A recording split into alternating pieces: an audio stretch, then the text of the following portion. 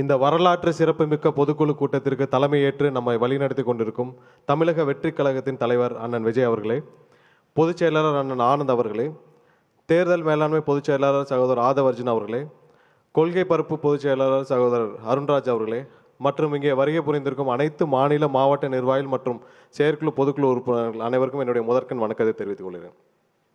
நம்ம பொதுச் செயலாளர் பேசிட்டு இருக்கப்ப சொன்னார், நம்மளுடைய கட்சி ஆரம்பித்து 2 வருடம் 7 மாதங்கள் ஆகிவிட்டது என்று. இந்த 2 வருட 7 மாதத்தில் தமிழக மக்கள், அதாவது கோடிக்கணக்கான தமிழக மக்களுக்கு நம்மளுடைய தலைவர் அவர்கள் நம்பிக்கையை விதைத்திருக்கிறார். என்ன நம்பிக்கையான ஒரு மாற்றத்தை வர வேண்டும், இந்த மொத்த சிஸ்டம்ல இப்படி ஒரு புறையோடி கிடக்கிற இந்த சிஸ்டம்ல இருந்து ஒரு மாற்றம் வர வேண்டும் என்ற நம்பிக்கையை விதைத்திருக்கிறார். ஒவ்வொரு நாளும் நம்மளுடைய தமிழக வெற்றி கழகத்தின் நிர்வாகிகள், நம்மளுடைய தலைவர் மற்றும் தலைவரின் உரை, தலைவரின் செயல்பாடுகள் ஒவ்வொன்றையும் தமிழகம் மட்டுமல்ல இந்தியா முழுவதும் உற்று நோக்கி பார்த்து வருகிறார்கள். ஒரு சின்ன உதாரணம் சொல்கிறேன். கடந்த வாரம் 28 பேர் கொண்ட ஒரு நிர்வாக குழுவை தலைவர் அவர்கள் அறிவித்தார். அந்த நிர்வாக குழு கூட்டம் அடுத்த நாள் முடித்துவிட்டு, நம்மளுடைய பொதுச் செயலாளர் தலைமையில் முடித்துவிட்டு மதுரைக்கு தேவர் ஜெயந்திக்காக போயிட்டு இருந்தோம். அப்போ நடுவில் தேநீருக்காக ஒரு இடத்துல நிப்பாடி இருந்தப்போ ஒரு பெரியவர் என்கிட்ட கேட்டார், இப்போ தான் நீங்கள் 28 பேர் கொண்ட கூட்டத்தை முடிச்சிருக்கிறீங்க, என்ன முடிவு எடுத்தீங்கன்னு. மிகப்பெரிய ஒரு அதிர்ச்சியும் ஆச்சரியமாக இருந்தது. ஏன்னா இப்போ நிறைய பேர் பேசுகிறப்ப சொன்னாங்க அரசியல் வழிபடுத்தணும்னு. கிட்டத்தட்ட 80 இல்லை 90% இல்லை 100% தமிழக மக்களை நம்மளுடைய தலைவர் அவர்கள் அரசியல் வழிபடுத்தியிருக்கிறார். ஏன்னா ஒரு கூட்டம் நடந்து 2 மணி நேரத்தில் அந்த கூட்டத்தில் என்ன நடந்துச்சு, 28 பேருன்னு ஒரு நிர்வாக குழுன்னு சொல்லி ஒருவர் என்னிடம் கேட்கிறார் என்றால், இந்த 15, 16, 20 வருஷத்தில் இதான் நான் பார்ப்பது முதல் முறை. இவர் தினமும் திரு ஸ்டாலின் அவர்கள் தினமும் கூட்டம் நடத்திட்டு இருக்கிறார். அறிவாலயத்தில் நடத்துவார், ஏதாவது செக்ரட்டரியேட் நடத்துவார். யாராவது ஒருவர் இங்கே இருக்கிறவங்கள கோடிக்கணக்கான பேர் டிவியில் பார்த்துருக்கேன், யாராவது ஒருத்தருக்கு என்ன கூட்டம் நடத்தினானாவது தெரியுமா? யாருக்கும் எதுக்கு கூடினாரு, என்ன கூட்டம் நடத்துனாங்க? ஏனென்றால் மொத்த மக்களும் இவர்கள் மீது எந்த நம்பிக்கையும் இல்லாமல் இருக்கிறார். ஏன்னா இவர்கள் கூடினாலே ஒன்று அவங்க குடும்பத்தை வளர்க்கறதா இருக்கும், இல்லை இந்த நாட்டை கொள்ளையடிக்கிறதா இருக்கும். இதை 2 தவிர இந்த கூட்டத்தை இவங்க நடத்துகிற கூட்டத்துக்கு எந்த பிரயோஜனம் இல்லைன்னு மக்கள், அரசியலை விட்டு ஒதுங்கியிருந்த மக்கள் இன்று ஒவ்வொரு நகர்வையும், தமிழக வெற்றி கழகத்தின் ஒவ்வொரு நகர்வையும் பார்ப்பதற்கு காரணம் அவர்களுக்கு அனைவருக்கும் தலைவர் மீது முழு நம்பிக்கை. 2026 நாம் காப்பாற்றப்படுவோம் என்ற நம்பிக்கை அவர்களுக்கு வந்திருக்கிறது.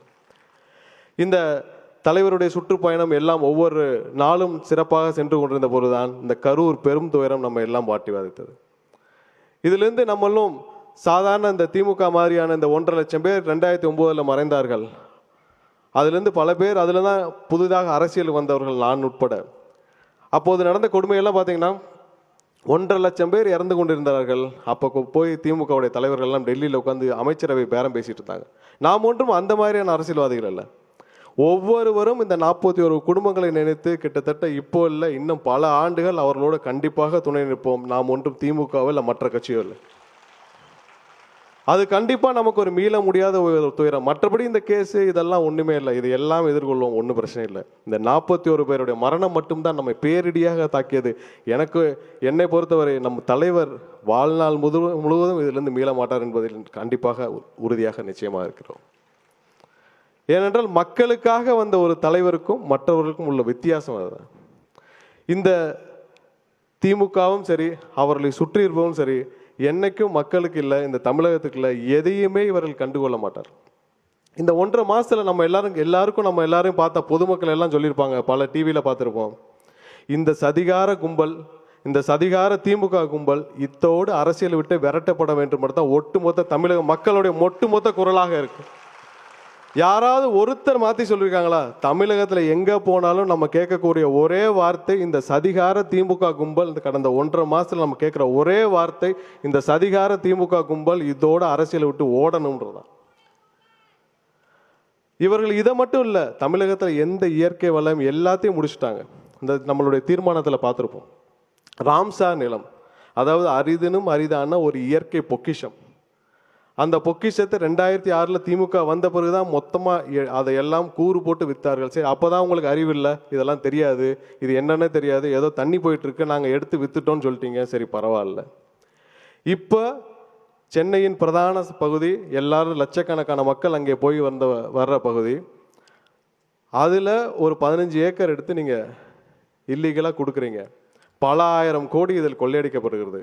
இதில் கிட்டத்தட்ட 3 அரசு துறைகள், 3 அமைச்சரின் கீழ் இருக்கும் அரசு துறைகள் அதை முறைகேடாக அனுமதியும் கொடுக்கிறது. இதற்கு ஒரு முதல்வர் அதுக்கு ஒரு விளக்கமும் கொடுக்குறாரு. என்னன்னா, வரைபடம் மட்டும்தான் இருக்கிறது, உள்ள சர்வே நம்பர்லாம் இன்னும் போடல, பட்டாலாம் இல்லைன்னு. இதே இதில் அனக்காபுத்தூரில் ஆயிரக்கணக்கான வீடுகள் இடிக்கப்பட்டுச்சு. அதுவும் பார்த்தீங்கன்னா அந்த நமக்கு வந்த ஜட்ஜ்மெண்ட் மாதிரி தான். அது உயர்நீதிமன்றத்தில் ஒரு பொதுநல வழக்காக தாக்கல் செய்யப்படுது. அதில் ரெஸ்பாண்டண்ட்டாக தமிழக அரசின் நிர்வாகத்துறையே போடுறாங்க.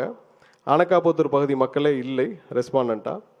அப்போ அரசு சார்பாக ஒரு வரைபடத்தை கொடுத்து, இந்த வரைபடங்கள் எல்லாம் நீர்நிலைகள்னு சொல்லி உடனே என்ன ப்ரேயரோ அதான் ஜட்ஜ்மெண்ட்டில் கொடுப்பாங்க. என்ன ப்ரேயர் கேட்டாங்களோ ஸோ அதன்படி ஒரு ஆர்டர் கொடுக்கப்படுது. இது அப்படின்னா ஈடிங்கன்னு சொல்லிட்டு, உண்மையாகவே மக்கள் மீது அக்கறை கொண்ட ஒரு அரசாக இருந்தால் மேல்முறையீடு செஞ்சிருக்க வேண்டும்.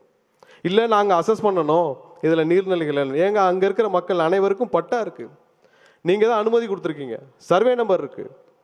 அங்கே ஒரு ஸ்டாண்ட் எடுத்த இதே திமுக அரசு ஒரே நாளில் 100 பேர் 200 பேர் கொண்ட கேம்ப் ஆஃபீஸ் அங்கே போட்டு ஆயிரக்கணக்கான வீடுகளை இடித்து 10,000த்திற்கும் மேற்பட்ட மக்களை தமிழகத்தில் அகதிகளாக்கி, நம் கண் முன்னாடி அகதிகளாக்கி கொண்டு போய் வேற எங்கேயோ கொட்டிட்டு வந்துட்டாங்க. அதை அங்கே செய்த திமுக அரசு இங்கே அதே ராம்சார் நிலத்தில் பல ஆயிரம் கோடி இவர்களுக்கு எங்கேயோ லாபம் கிடைக்கின்றதுக்காக அரிதினும் அரிதான ஒரு பொக்கிஷத்தையே கூறு போட்டு விற்கிறாங்கன்னா மற்ற இதெல்லாம் விட்டா வைக்க போகிறாங்க. இவர்களுக்கு எந்த பற்றியும் கவலை கிடையாது. இவர்களுக்கு தினமும் இங்கே போய் தலைமைச் செயலகத்தில் உட்காந்தா என்ன வருமானம், யாரை அடிக்கலாம், எவ்வளோ வருமானம், ஒவ்வொரு அமைச்சருக்கும் ஒரு கணக்கு இருக்குது. இன்னைக்கு இத்தனை கோடினா அத்தனை கோடி. இதை தவிர இவர்களுக்கு வேற எந்த வேலையும் கிடையாது. இவர்கள் மக்களை பார்க்கும் உயரம்லாம் வேற தூரம். அதை மக்கள்லாம் கிட்டத்தட்ட அவர்களுக்கு ஒரு புழு பூச்சி மாதிரி தான். நீங்கள் சமீபத்தில் பார்த்துருப்பீங்க, மணச்சநல்லூர் எம்எல்ஏ, திமுகவுடைய எம்எல்ஏ பேசினதை பார்த்துருப்பீங்க. அதாவது உழைச்சி ஓடாய் போன உட்கார்ந்த ஒரு மக்கள் கிட்டத்தட்ட உட்காந்தாங்க. அந்த பகுதி மக்கள்கிட்ட கேட்குறார், எங்கள் அப்பாவுடைய ரோல்ஸ் ராய்ஸ் கார் விலை என்ன தெரியுமான்னு கேட்குறாரு. அதாவது அவருடைய சம்பந்தப்பட்ட ஹாஸ்பிட்டலில் 200க்கும் மேற்பட்டவருடைய கிட்னி திருடப்பட்டிருக்கு. உங்களுடைய ஹாஸ்பிட்டலில் கிட்னி திருடின ஒரு கொஞ்சம் கூட குற்றவுணர்வு இல்லை. உங்களுடைய நிர்வாகத்தில் இத்தனை பேர் இருக்கிற 200க்கும் மேற்பட்ட மக்கள் அவங்களுடைய உடல் உறுப்புகளை இழந்திருக்கிறார்கள், பாதிக்கப்பட்டன கொஞ்சம் கூட ஒரு வருத்தம் இல்லை. அவர் கேட்குறாரு, இதில் வர்ற 2 லட்சம் 3 லட்சம்லாம் ஒரு காசே இல்லை, இதை வச்சுட்டு எங்கள் அப்பாவுடைய ரோல்ஸ் ராய்ஸ் காரை கூட வாங்க முடியல, இன்னும் நிறைய பேருடைய கிட்னியை உருணுங்கிறாரு. இதுதான் திமுக மட்டும் இல்லை, திமுக இருக்கிற ஒட்டுமொத்த அமைச்சராக எம்எல்ஏ எல்லாருடைய எண்ணமும் இதுதான். அவர்கள் எதை செய்தாலும் மக்களிடமிருந்து எதையாவது கொள்ளையடிக்கணும்னு தவிர வேற எதுவுமே கிடையாது. அவர்களை நம்ம திருத்த முடியாது. அவர்களை நீ போய் நம்ம கல்வி கொடுத்து நீங்கள் மக்களுக்கு நல்லது செய்யுங்கன்னா, ஏன்னால் அவர்கள் வளர்க்கப்பட்ட முறை அதுதான். நாம தான் நம்மளை மாற்றிக்கொள்ள வேண்டும். ஏன்னா அவர்களை போய் நீங்கள் போய் இனிமேல் நாட்டுக்கு நல்லது செய்யுங்கன்னா எங்கேயாவது யோசிப்பாங்களா?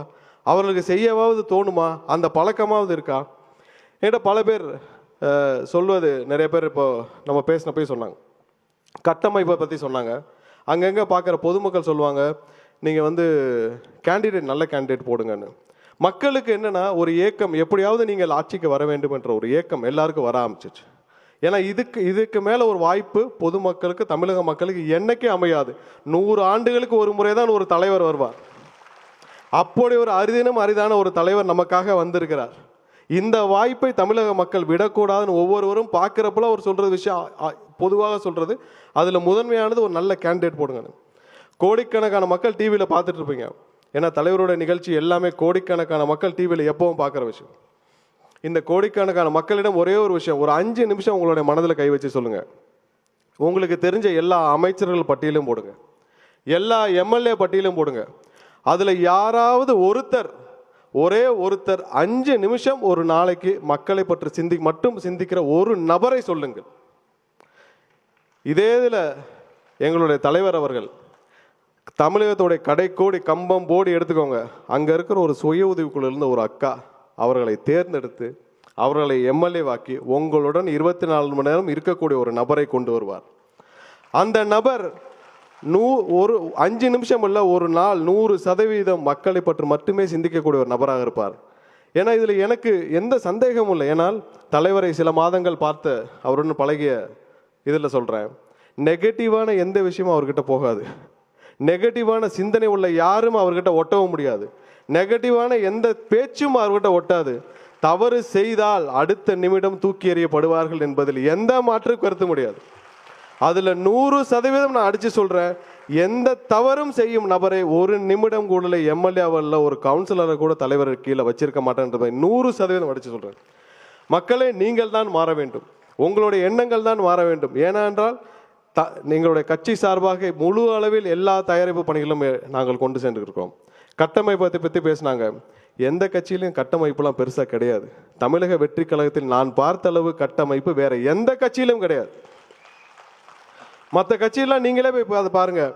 இப்போ எம்எல்ஏ எலெக்ஷனுக்கு நிற்பாங்க, நின்ன பிறகு 5000 ரூபா கொடுத்தா தான் பூத் ஏஜென்ட்டே ரெடி ஆகும். சும்மா பட்டியலாம் இருக்கும். அந்த பட்டியல் எடுத்து பார்த்தீங்கன்னா 5 பேர், 100ல் 5 பேர் கூட கரெக்டாக இருக்காது. எவனுக்கும் பூத் என்னன்னே தெரியாது. ஆனால் நான் கடைசியாக பிஎல்ஏ மீட்டிங் நடந்தப்போ நான் அதில் பார்ட்டிசிபேட் பண்ணேன். அதில் எனக்கு கிடைச்ச மிகப்பெரிய ஒரு இன்ப அதிர்ச்சி என்னென்னா, 7000 பேர் கலந்து கொண்டார்கள். அந்த 7000 பேருக்கும் என்ன பூத்து, எந்த பூத்துக்கு நான் ஏஜென்ட்டு, எந்த பூத்தில் நான் என்ன பண்ணணுன்ற பட்டியலோடு ஒவ்வொருத்தரும் ஞாபகமாக வச்சுருந்தாங்க. இதே நான் பல இடத்துல நான் வந்து பூத் கமிட்டி மீட்டிங் பார்த்துருக்கேன். யாருக்கும் நான் எந்த பூத்துன்னு தெரியாது, எந்த தொகுதின்னு தெரியாது. சும்மா கூட்டு வந்து 50 பேரை வச்சு 100 பேரை வச்சு நடத்திட்டா அது கட்டமைப்பு கிடையாது. பணத்தை மட்டுமே வச்சு எலெக்ஷனை பார்க்கறதுக்கு பேர் கட்டமைப்பு கிடையாது. மக்களும் நிர்வாகிகளும் தலைவருக்காக உண்மையாக இருக்கிற நிர்வாகிகளை வச்சு பார்க்கறது தான் கட்டமைப்பு. என்னை பொறுத்தவரை தமிழக வெற்றி கழகத்திற்கு இருக்கும் கட்டமைப்பு இந்தியாவில் எந்த கட்சிக்கும் கிடையாது. ஏன்னா ஒரு பூத்தில் இன்னைக்கு சொன்னாலும் 100 பேர் தயாராக இருக்காங்க. ஏதாவது ஒரு கட்சியை சொல்லுங்க, 50 பேரை கூட்டு வர சொல்லுங்க. இன்னைக்கு இருக்கிற திமுகவாக இருக்கட்டும், அவர்களுக்கு ரொம்ப அவர்களுடைய டாப் தொகுதி எடுத்துக்கோங்க, ஒரு பூத்துக்கு 50 பேரை கொண்டு வர சொல்லுங்க. நீங்கள் சொல்றதை நான் கேட்குறேன். ஒரே ஒரு விஷயம், தமிழக மக்கள் பல பேர் பார்த்துட்டு இருக்கீங்க. இங்கே எங்களுடைய தலைவர் உட்பட இங்கே இருக்கிற யாரும் நாங்கள் வந்து பல தலைமுறை அரசியல்வாதிகள் கிடையாது. எல்லாரும் முதல் தலைமுறை அரசியல்வாதிகள். எங்களுக்குன்னு பெரிய கட்டமைப்பு, பணமோ பெரிய அரசியல் பிரம்பமோ பெரிய கட்டமைப்போ கிடையாது. ஆனால் எங்களுக்கு இருக்கிற ஒரே நம்பிக்கை, கோடிக்கணக்கான மக்கள் எங்கள் தலைவர் மீது வைத்திருக்கும் ஒரே நம்பிக்கை மட்டும்தான். இன்னும் பல சதி வேலைகள் நடக்கும். எங்களை தடுக்க, எங்களுடைய தலைவரின் ஒவ்வொரு படியையும் தடுக்க பல சதி வேலைகள், சதி திட்டங்கள் நடக்கும். பல தடைகள் வரும். இதை எல்லாத்தையும் நாங்கள் உங்களுடைய நம்பிக்கையை மட்டும் வைத்து நாங்கள் எதிர்கொள்ள தயாராக இருக்கிறோம். ஆனால் நீங்கள் மாற்றத்திற்கு 100% தயாராக இருங்கள். 2026 உங்கள் அண்ணன், எங்களுடைய தலைவர் அண்ணன் விஜய் அவர்கள் தலைமையில் அமைச்சரவை அமைந்தே தீரும். முதல்வராக அமைந்தே தீர்வார். இந்த வாய்ப்பை தவறவிட்டால் இது தமிழகத்தை யாராலும் காப்பாற்ற முடியாது என்பதை ஆணித்தரமாக சொல்லிவிட்டு இந்த வாய்ப்பை வழங்கி என்னுடைய தலைவருக்கு என்னுடைய நன்றியை தெரிவித்துக் கொண்டு விடைபெறுகிறேன். நன்றி, வணக்கம்.